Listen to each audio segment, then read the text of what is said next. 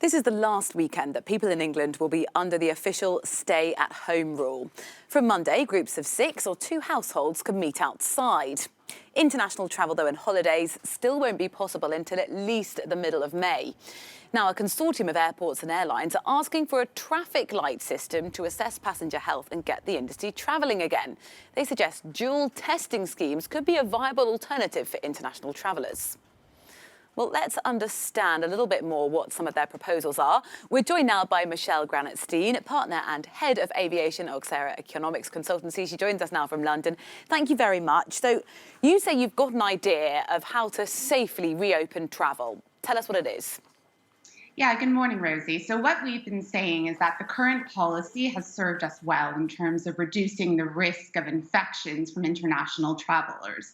But as we consider how to reopen travel over the coming months, and as vaccination rollout progresses and as case rates decline in the UK and in other countries, it's important to consider how we can reopen travel in a way that minimizes the risk to public health and allows us to reopen travel safely, but at the same time minimizes disruption and costs to travelers, the economy, and the aviation sector more generally. Is now really the time to be doing this? The UK might be doing well when it comes to the number of new COVID-19 cases, but Germany, France, they're getting a significantly high number of daily new cases. So what you've just said might be true of the UK now, but where are people going to travel to where the risk isn't high?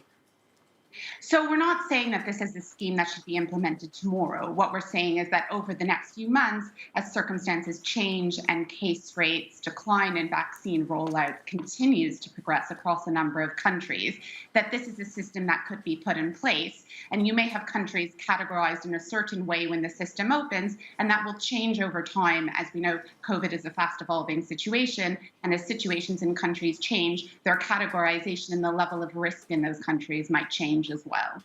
Of course, and things like new variants can emerge as well, which is causing concern.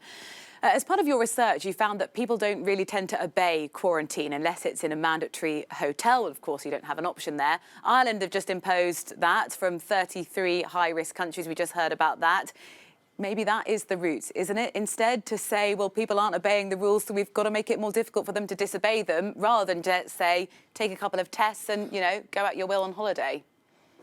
So what we're saying is that for travel from a number of low or medium risk countries, it's important to think about how we can reopen travel and minimize risk. I think we all accept and understand that there's not a zero risk strategy when it comes to COVID, but that for countries where there's very low risk of importing infections, testing strategies, single testing strategies, or dual testing strategies for some of the higher risk countries may be appropriate.